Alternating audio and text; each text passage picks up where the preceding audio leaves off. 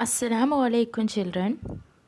Today we are doing the chapter Subject Verb Agreement in your Grammarland book.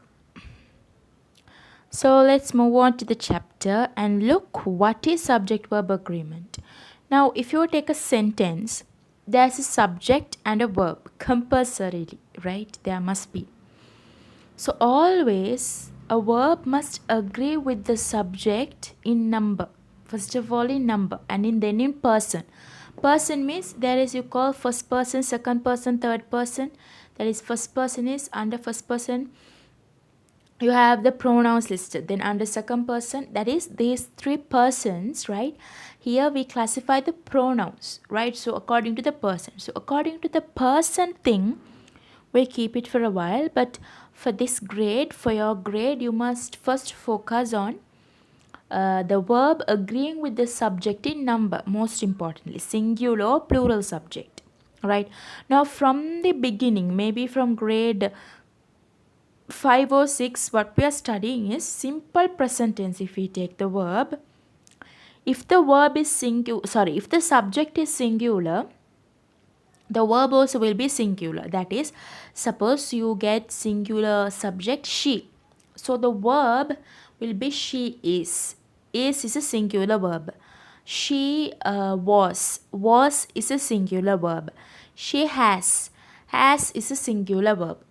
She gives, so there for the main verb you add s, then that is singular verb, right? Is, was, has, all those are helping verbs, right? The other verbs we learn, the action verbs we say, those verbs are the main verbs, right? So for those action verbs you add s if you want to make it as singular, right? For helping verbs, is, has, was, those are the singular helping verbs, right? Now see the note they have given here. A verb in a sentence must agree with the subject in number and in person, right? As I said to you before, that is, singular subjects take singular verbs. I am ready, she is brave, and plural subjects take plural verbs. Example, they are here, we are alone, right? So moving on, first, now in this chapter, as we are talking about subject verb agreement, we are going to see some instances, some rules where when we write sentences based on the subject, there are some rules, right? If the subject comes like this, the verb must be written like this. So some of those rules only we are going to study in this chapter, right? I couldn't say that before. So this is the first rule. The most important one is singular subjects take singular verbs. That one, right, is you need to remember like all throughout your life. That is the most important one. So this is another rule. So we are going to study some more rules, right, related to subject verb agreement. This is the first one. When two or more subjects are joined by and, the verb will be in plural. Example, 5 cows and 3 pigs are in the closure. Tarun and Mohan are playing football in the playground. Dear two subjects, let's take the first sentence.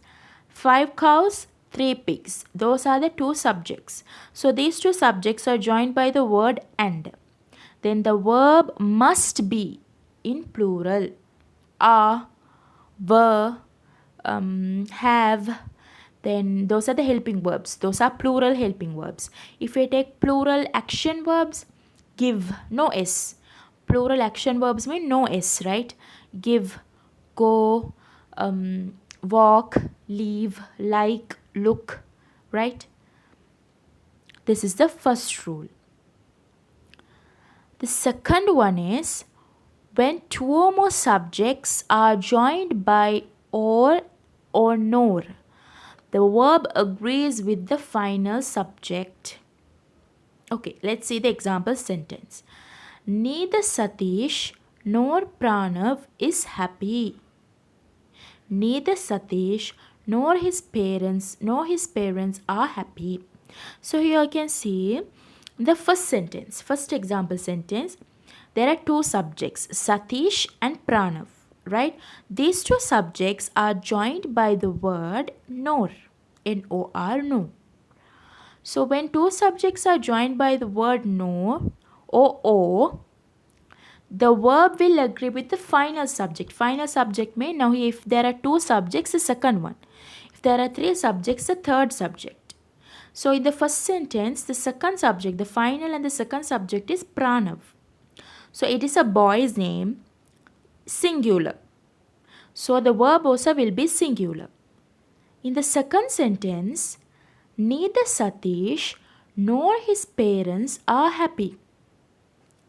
In that sentence, the two subjects are Satish, his parents. So in that, the final subject is his parents, right? So their parents is plural. So the verb also will be in plural. Got it? Yes. So this is the second one. Now moving on to the third rule, that is indefinite pronouns like each, every, someone, anyone, etc. all take a singular verb. Right? Now indefinite pronouns is a type of a pronoun. If you all can remember, in your grade 6 book you have different types of pronouns, right? In that, one type of pronoun only, indefinite pronouns, right? So in if we use indefinite pronouns as the subject of the sentence, right, the verb will be always singular. Now there are some indefinite pronouns like everyone, everybody, yeah, so everyone and everybody. That means, you're talking about, in a room, if there are if there are about 5 people, you say them everyone in the room. Everyone means more than one person. It might look plural, but according to the rule, if it is an indefinite pronoun, everyone is an indefinite pronoun. So it's a must, we need to use singular verb. No change. Use singular verb if the indefinite pronouns are the subject. Now I have given some examples for indefinite pronouns below. Anybody, everyone, nobody, somebody, everybody, anyone, no one, little less. So it's a typing error. Everyone has come twice, right? So yeah, these are the examples for indefinite pronouns. Now these are the 3 rules, right, we are going to study today. The remaining, there are about another 5, right? Another 5 rules are there. We are going to learn about that the next day, right? We're going to continue that the next day. So remember, the first rule is when 2 or more subjects are joined by and, the verb is plural. The next one is when 2 or more subjects are joined by or and nor, the verb agrees with the final subject, that is the second subject. If there are 2 subjects, the second one. If there are 3 subjects, the third subject. If the final subject is singular, the verb also will be singular. The final subject is plural, the verb also will be in plural. So the third rule we studied is if the subject is indefinite pronoun, the verb will be singular. So some of the indefinite pronouns are given below. That's all for today. Thank you.